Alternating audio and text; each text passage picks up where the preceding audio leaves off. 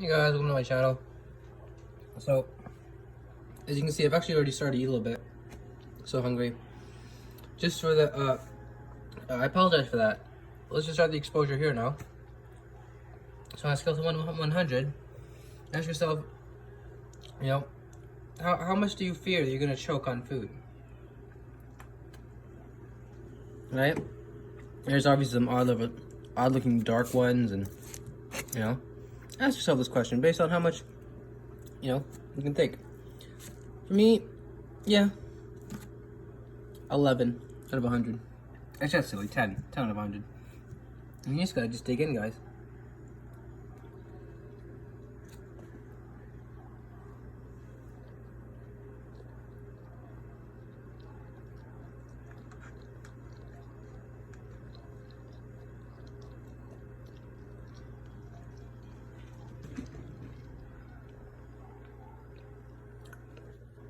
Okay. While I eat and do my exposure, I want to do something different today, which is I want to talk about, my OCPD versus my diagnosis I got earlier of OCD, and how they can be confused, even among specialists. Right? They thought I had OCD first, and they said I had OCPD. This is very important to know this difference. I've talked about it in my videos a lot, so let's just go ahead and get right into it.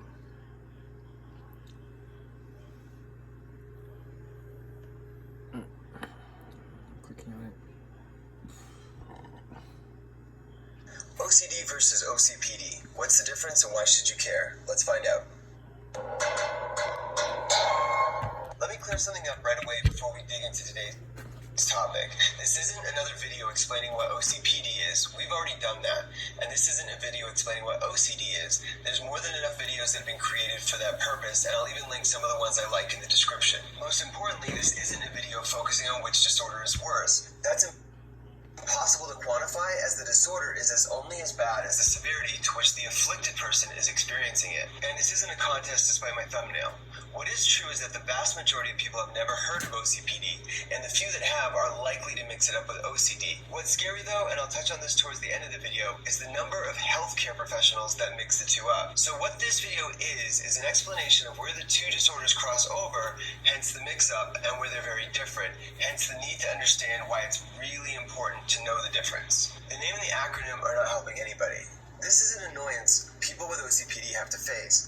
You'll never say I have OCD and someone correct you to OCPD, but us with OCPD have the inverse happen every time we mention it. For me personally, the confusion is a minor annoyance. What is frustrating is that I believe the similarity in names is one of the things hindering OCPD getting a wider exposure. People feel it's just a version of OCD, so they don't see any importance in understanding the difference. That is, until you have to live with someone with OCPD or have a loved one with OCPD. If you're watching this video, I would guess that you understand what the acronyms are for, but just in case, we are talking about obsessive compulsive personality disorder versus obsessive compulsive disorder. OCPD is a personality disorder, while OCD is a mental disorder. So this is our primary difference and where all of the other differences will derive from. A personality disorder, OCPD, is a class of mental disorder characterized by enduring maladaptive patterns of behavior deviating markedly from those accepted by the individual's culture. In clinical terms, OCPD is ego-syntonic, meaning that the feelings one has as a result of the disorder are in harmony with one's ideal self-image.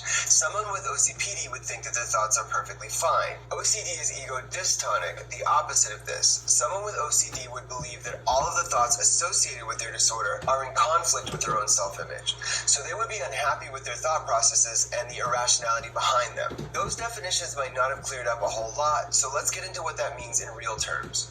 People with OCD most often experience incessant and intrusive thoughts, commonly known as obsessions. Those obsessions are connected to highly unrealistic worries and catastrophic outcomes. As a result of those obsessions, they frequently act out behaviors known as compulsions, and those typically reflect unnecessary and excessive rigid routines. For example, the need to clean and wash repeatedly might stem from a fear of shaking hands or touching doorknobs. The need to check something over and over might come from the fear of something bad happening to a loved one, or the fear of being burglarized if you don't constantly constantly check locks on doors and windows. Now, I'm sure that those of us without OCD have checked the stove or the locks or an iron more than once from time to time. But these compulsions do not end at checking 2 or 3 times.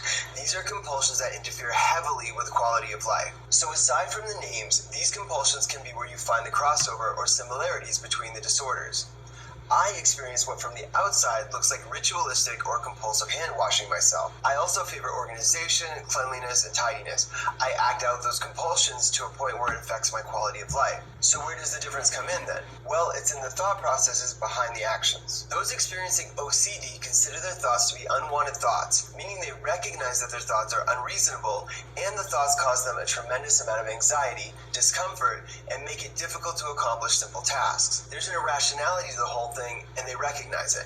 In fact, for the many suffering with OCD that don't get help, a lot of the time it's due to embarrassment. For those of us with OCPD, and to an even higher degree with those undiagnosed, we view our thoughts as normal, and hence that can be why so many go untreated. I've covered many of the different ways OCPD can present itself in other videos, so here it's important to focus on the thought process behind it. If I wash my hands 100 times, I don't view it as irrational or unnecessary, and I can give you an explanation as to why I do it. I can tell you why it's the right way to be and why you're probably wrong for not doing it. Until the OCPD starts to severely interfere with my quality of life, and that usually comes in the form of damaging a career or a relationship, I'm going to be incredibly resistant to change, and I'm going to fight tooth and nail to win any argument I'm in because I see myself as always right. So with OCD, sufferers are driven by their strong desire to alleviate the anxiety of their obsessions through the act of compulsions. With OCPD, it's a set of self-imposed rules that dictate the compulsions in a desire to be perfect or correct. Those with OCD inherently recognize that their behaviors deviate from the norm,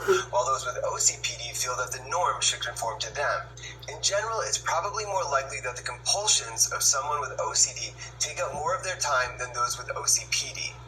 The similarities are mostly in the outward symptoms, in the compulsions, not just in experiencing and acting out those compulsions, but in the types of compulsions as well. The impact in one's life can be similar to if you're suffering from either one of these disorders.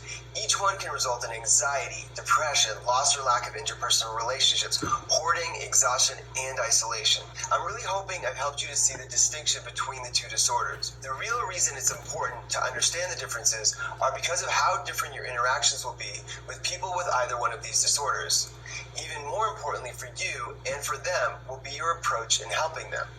For the brevity of this video, that's going to be a topic for another time. However, if you're in a tough situation currently and you'd like some additional information right away, please leave me your questions in the comments. Now, before putting this video together, I did a small poll in an OCPD support group I belong to online, and I'll put that link in the description as well, asking what bothers members when it comes to mixing up the two disorders, and these are a few of the things that came up a couple of times. Because of how each sufferer comes up with their own personal set of rules, based on the subtype and severity of their OCPD, it's completely possible someone with OCPD can be really messy. So for example, if you have OCPD, someone might say to you that there's no way you have that, just look at the state of your house or apartment. And on the opposite end, because there isn't usually the high intensity of repetition, people that don't know you well might think that you just seem super organized and you're not extreme enough to have OCPD. Again, thinking that the two are the same, meaning they're mixing up OCPD with OCD in their mind. Not always, but sometimes people with OCPD can be very combative or argumentative, and one example given to me was a compulsion to constantly correct people's spelling and grammar online to the point where it was upsetting other people. It's easy to come across as though you feel you're better than other people with OCPD. That's a good point as well, that those with this disorder will many times try and hold other people to their unrealistic and ridiculously high standards. If you yourself have OCPD, I'd be really grateful if you felt comfortable sharing your experience with people, muddling up the two down below in the comments. I think that the more we share, the more people will come to understand the differences, so I'm asking for your help. Lastly, I'd like to bring up what I mentioned at the top of the video, and that is that it can be very hard for people suffering with OCPD to find a mental health professional to treat them. So little is known about OCPD, and this disorder seems to exist in the shadows so much that many professionals have very little to no experience treating it. This is something that's brought up frequently in support groups for OCPD. It's obviously a serious issue, and I'm going to devote more screen time to it. But I wanted to finish with this point because it illustrates why I'm producing this video, why I created this channel, and why I'm passionate about getting the word out about OCPD. It's my desire that we can bring this disorder more into the light so that in the future it becomes easier for people to seek out treatment and we work together to reduce the stigma surrounding this and other mental illnesses. Alright guys, thanks for watching as usual. If you enjoyed the content, please hit that like button. If you have a question, please leave it in the comments, and don't forget to subscribe. That's not the subscribe button, that's just a reminder. I'll see you guys next time.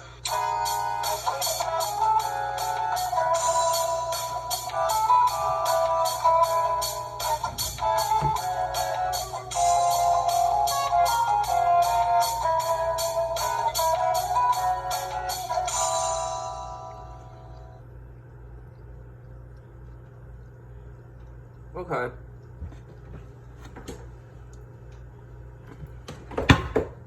So again, that was totally off topic. Hey everybody, so today I'm going to talk with you. Sorry. So again, that was completely off topic. I do have OCPD. It's just, like I said, this is more of a choking phobia, specific phobia type of video. So let's see if you can find more stuff about. I actually have a saved playlist I made. I really liked it for you guys.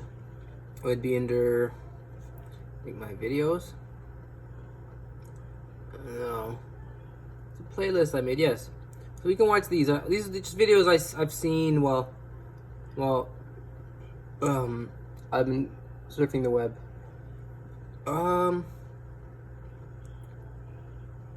Alright, let's give this guy a thought. What's going on, guys? My name is Noah. Today I want to talk about obsessive thinking, rumination, race brain, spinning, anxiety, and everything that comes with looping thoughts, feelings, and ideas over and over again with no sense of completion, no sense of resolution, and just the torture that can come with that. It's something that has been pretty consistent and plaguing, I don't think it's a word, but it has plagued me. The cycle of rumination, pure obsession, OCD, stuff like that. And I'm working with someone right now who is really struggling with that. It's a very common thing to struggle with. A deep interconnection to your every thought, wanting to find meaning behind it, wanting to understand why you're thinking and feeling a certain way, wishing you weren't thinking or feeling certain things, judging yourself, punishing yourself, and it is maddening, you guys. It is absolutely maddening to be in that space. I've had obsessive cycles and ruminations hold on to me for months and months and months, where every waking moment of every single day, and I was stuck in the same loop. And something I used to do is just feel this dire need to, one, seek validation, reassurance, and guidance from everyone and anyone, and two, I would research my issues. I would research my thoughts. I'd research whatever I was cycling on, ruminating on, freaking out about, for lack of better words, to no end. On Google, for example, I just had to know if it was normal. I had to know if I was going crazy. I had to know if I was, I don't know, I had to know. I'm just obsessed. So, I want to share with you guys the biggest key to getting me free of obsessive thinking and rumination. The single greatest, most relieving thing that ever happened to me, that changed everything. It's an absolute game changer. And it's simple, and I want you to take it to heart because it's powerful. And this is someone who's done this for years and years, and trust me, if anyone knows the insidious nature of obsessive loops and ruminations, it is moi, okay? It's made me want to kill myself, quite frankly, because you just need to stop. The moment I fully internalized and completely accepted and believed that I could not control what I was thinking at all, zero control over my thoughts, that it was completely random and had no reflection on me, did not define me, they were just thoughts. It never was as bad. To the point that all of these things I was trying not to think suddenly just fizzled off in the background, because I realized with all certainty that it wasn't any of my business what I was thinking.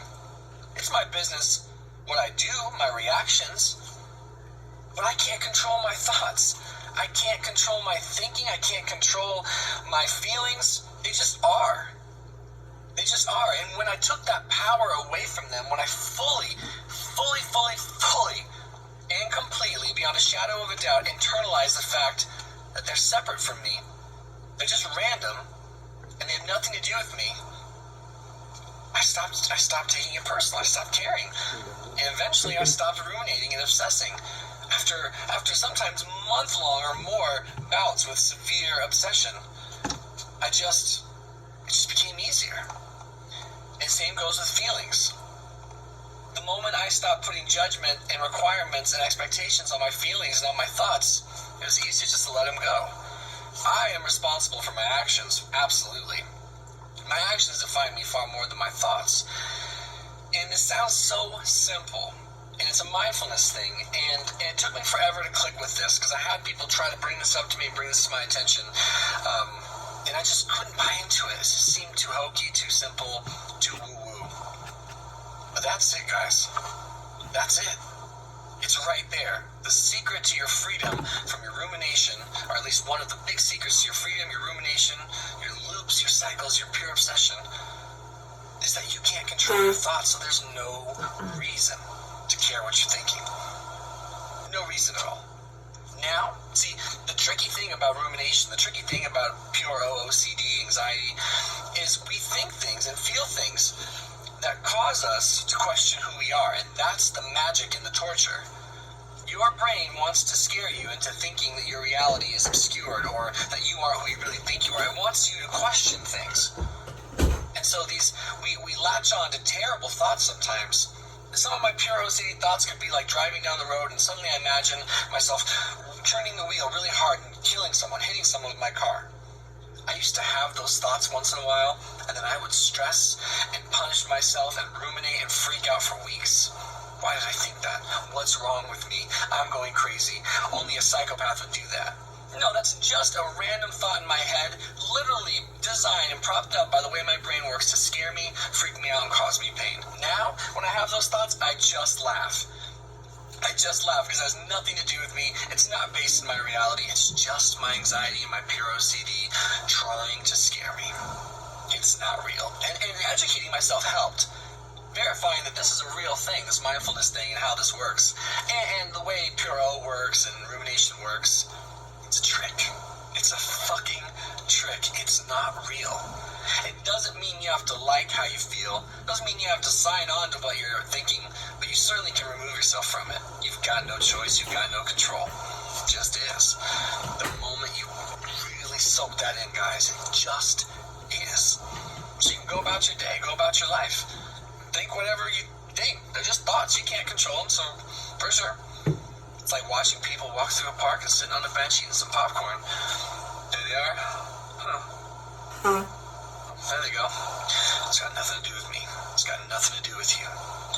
This is the single greatest key to letting go and moving past this. Now, do you sometimes do it wrong? Do I sometimes still have minor relapses and obsessive thinking? Yeah, earlier in the summer, this past late June, I got stuck in a 2-week cycle of pure OCD. But I knew what was happening, and I worked through it pretty carefully. It was the shortest bout of obsession and rumination I've ever had. But am I constantly berated and taken hostage by these things anymore? No, almost never. Because I know what's going on, and I don't fight it. I accept it. It's okay. It's completely okay. So I hope that helps. I hope you know that this is one of the most important topics ever for me, is the topic of rumination, obsession, paranoia, spinning, racing, poor sleep, poor thoughts, stress, anxiety, depression. It's a loop. Just remember, next time you have a shitty thought or a shitty feeling, don't be like, I wish I wasn't thinking this. I wish I didn't feel this way. Let go of expectations. Separate yourself from it. Just be like, oh, there it is. It's got nothing to do with me. Nothing. You are not your thoughts. They just are. And since, well, here's the magic, since you cannot control them, you cannot control your thoughts. They're going to happen no matter what. The more you try to control, the worse it will be. So since you can't control them, I can't wipe my hands because... Hope you guys enjoyed the video. It went from a, let me come back with part 2 in a sec.